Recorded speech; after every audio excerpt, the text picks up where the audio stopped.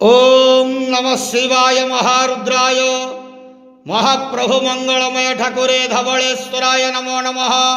दीपं ज्योति परम ब्रह्म दीपं ज्योति जनार्दनः दीपाहरत मे पापो पूजा दीप नमस्तुते। धवलेश्वर महाप्रभु संसार सुखी रखंतु। आज शुभ मंगलवार रे समस्त श्रद्धालु भक्त मानकर मंगल करंतु। समस्त श्रद्धालु भक्त मान को आशीर्वाद करंतु। मनस्कामना पूर्ण करंतु। कर्म क्षेत्र उन्नति करंतु। ग्रह रिष्टमान खंडन करंतु। जगतर मंगल करंतु। विश्वर कल्याण करंतु। आपणकर नाम प्रकाश करंतु। सेवकर डाक श्रवण करंतु। समस्त गुआवसा भक्त मानकर मनस्कामना पूर्ण करंतु। महाप्रभु धवलेश्वराय नमो नमः। संसार सुखी रखंतु आनंदे के वार हरि बोलो।